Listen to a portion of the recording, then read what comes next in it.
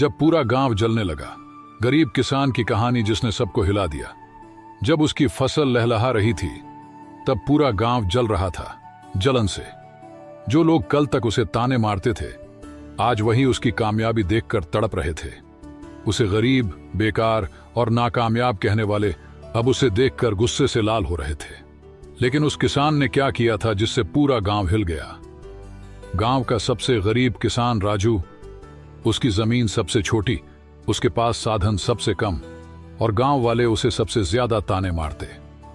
तू चाहे जितनी भी मेहनत कर ले, अमीरों के खेत के आगे तेरी फसल कुछ नहीं। ये गरीब आदमी अगर अमीर बनने का सपना देख रहा है तो इससे बड़ा मजाक कुछ नहीं। राजू चुपचाप सब सुनता, लेकिन उसकी आंखों में एक अलग आग थी। उसे पता था कि अगर उसने कुछ नया नहीं किया तो वह हमेशा गरीब ही रहेगा। एक दिन राजू ने कुछ ऐसा किया जिसे देखकर पूरा गांव हंस पड़ा। उसने रासायनिक खाद छोड़कर ऑर्गेनिक खेती शुरू कर दी।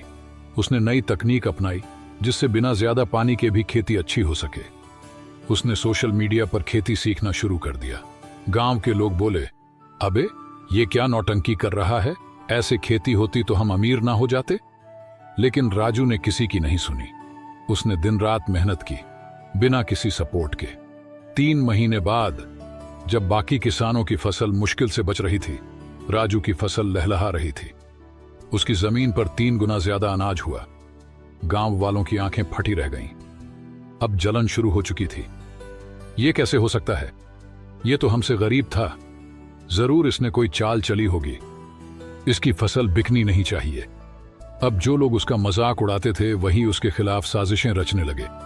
कुछ लोगों ने उसकी फसल खराब करने की कोशिश की। कुछ ने अफवाह फैलाई कि इसकी फसल में कुछ गड़बड़ है। कुछ ने तो बाजार में उसके खिलाफ बातें करनी शुरू कर दी। लेकिन राजू ने हार नहीं मानी। उसने अपनी फसल सीधा शहर में बेचना शुरू कर दिया।